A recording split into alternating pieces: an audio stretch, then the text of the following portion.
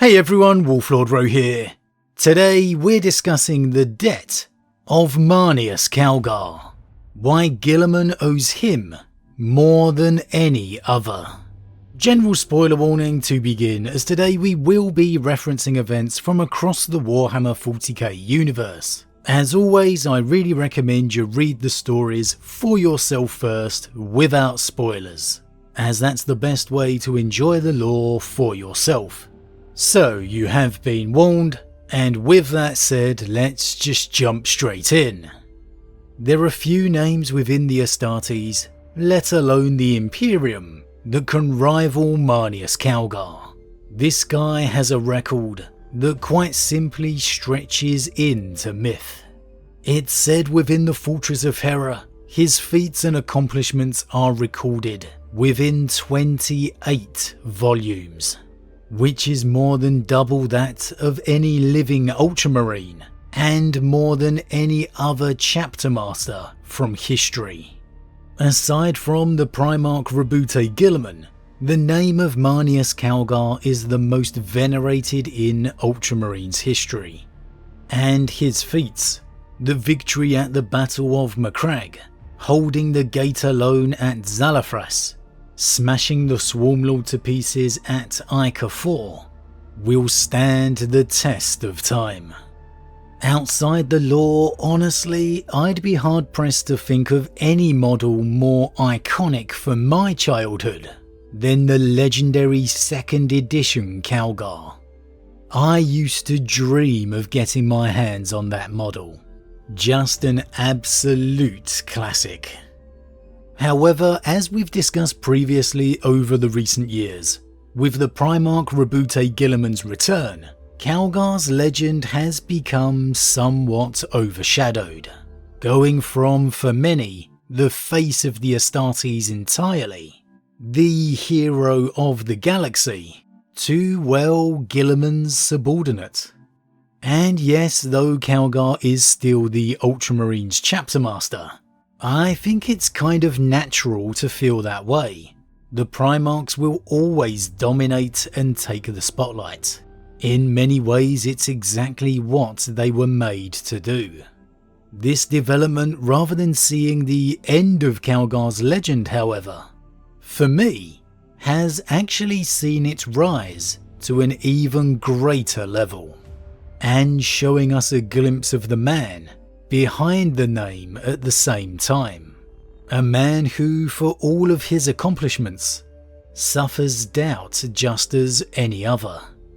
For what else could Calgar do in the face of his returned Primarch? Of course, there was hope. There was rejoicing. A renewed and invigorated determination. Yet in being faced by a living, breathing demigod. A being who was created to harness the galaxy, whose very presence inspires and dominates mankind's will, whose mind works on a galactic-wide level you could never comprehend, and to not mention a figure he'd idolized in his stasis for centuries. There was, of course, doubt. For Calgar's accomplishments at trying to hold the Imperium together could never match the man who forged the Empire, who brought light to the galaxy. And so Calgar doubted. A man who had been praised as the paragon of heroism throughout the Grimdark doubted himself.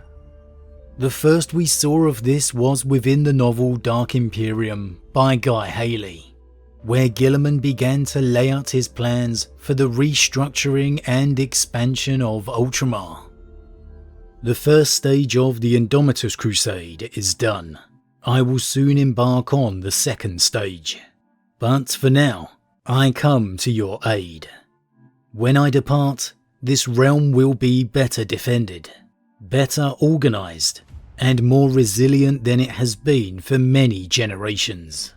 Calgar felt the remarks were a criticism directed at him. I am saddened that those worlds attacked or overrun within our sphere of influence remain without help while the war grinds on here. Seemingly without resolution, Guilliman continued. He gave the assembly a grave stare. Each person there felt their failings exposed by his regard, and none more so than Marneus Calgar. Failure was a new sensation to him, but he was becoming intimate with it. Under the gaze of the Primarch, he realized that his failures stretched far back in time. The realization robbed the glory from all his successes. It's a very basic and instinctive human reaction for Calgar to have, showcasing how the Astartes still have that inner attachment to humanity they protect, how they aren't so completely removed as we so often see. And these emotions and doubts have plagued Calgar in truth since Guilliman's return.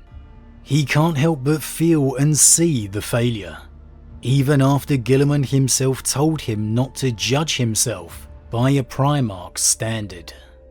We received another glimpse of it within the third installment of the Dark Imperium trilogy, Godblight, a moment's reflection and quiet conversation with Chief Librarian Varro Tigurius, quite possibly the one person who could speak frankly and honestly with the legendary Chapter Master. And yet I think for you, it has been more difficult, said the Chief Librarian. You have the burden of command of us all. You are the ruler of Macragge and of all Ultramar. There have been many changes. If I were in your position, it would be hard not to see the Primarch's actions as criticisms. They are not. For all Tigurius's prodigious psychic talent, I doubt he needed it to see his Chapter Master's inner conflict here. Yet in the midst of all of this, in the face of feeling the failure and the doubt, Marneus Calgar once again wrote his name into the annals of history, performing quite possibly his greatest feat yet, the crossing of the Rubicon. It's hard to remember just what a defining moment this was, with so many following in the Lord of Ultramar's footsteps since. But with the Primarch Rabute Guilliman's return, and the unveiling of the Primaris project, the Imperium's fate truly balanced on a knife edge. Guilliman, with the aid of Belisarius Cawl, was throwing one last roll of the dice at the enemy. The Primaris were the only hope the Imperium had. The Ultima founding introduced fresh reinforcements and chapters to the galaxy, and the Torchbearer fleet brought the gift of the Primaris to those most in need, the Firstborn chapters. Such was the predicament of the Imperium that the Primaris were largely deployed across the galaxy successfully, a case of accept or be destroyed. However, it wasn't long until resistance and rumour began to spread amongst the Astartes chapters. The Firstborn Marines were a creation of the Emperor himself. His quote on his Space Marines legend: "They shall be my finest warriors, these men who give themselves to me. Like clay I shall mould them, and in the furnace of war forge them. They will be of iron will and steely muscle. In great armour shall I clad them, and with the mightiest guns they will be armed. They will be untouched by plague or disease. No sickness will blight them.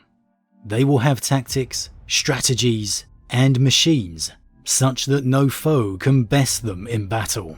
They are my bulwark against the terror. They are the defenders of humanity. They are my Space Marines, and they shall know no fear." They had not only conquered the galaxy beneath the Primarchs in the Great Crusade, they had kept the Imperium standing thereafter. For the past 10,000 years, with the Primarchs gone, the Firstborn Marines had given their lives in the defense of mankind, in the name of the Emperor, with never a backward step. Yet with the sudden and inexplicable introduction of the Primaris, the Space Marines face their own fate. The Primaris were bigger, stronger, faster, more durable. They surpassed the Firstborn in every way. They were quite clearly an improvement over the old, or as so many Firstborn amongst the chapters saw it, a replacement. For the first time since the days of the heresy, a wave of discontent passed amongst the Astartes. Questions begun to be asked. In many chapters across the stars, each individually begun to have opposition and dispute regarding their new Astartes kin. We witness Gabriel Seth voice his opposition to the new Primaris creations, viewing it as just another reason to distrust Guilliman. And we even glimpse the Black Templar's crusade turn on its own marshal, killing him and the Primaris reinforcements sent to their fleet, viewing it as nothing more than a sacrilege against the Emperor's work. Such was the discontent amongst the Firstborn, a civil war amongst the Astartes, as unbelievable as it sounds, felt like a very real possibility. And it was into this breach that Marneus Calgar strode. Calgar was no fool. He saw and sensed the turmoil amongst the chapters. And so it was within the events of the Vigilus campaign, with Vigilus defiant, we saw Calgar face this issue, with the first unveiling of the Rubicon Primaris. This last question had been raised in Adeptus Astartes chapters across the galaxy. It was a query Lord Calgar had asked of Belisarius Cawl himself, and had discussed with those of his fellow chapter masters he was able to meet in person. Debate raged as to whether such an act was even possible without having deadly consequences for the recipient.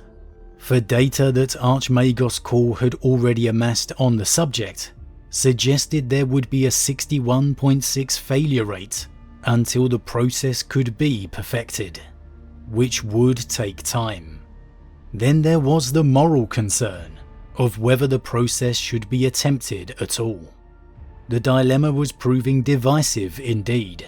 There were those who claimed that this was the ultimate destiny of all the Adeptus Astartes, while from other quarters came whispers of rejection, even mutiny at the prospect. The lords of the Ultramarines came to the conclusion that to ease the transition from the centuries of imperial tradition to a new order, the theoreticals of that raging debate would have to be put into practice.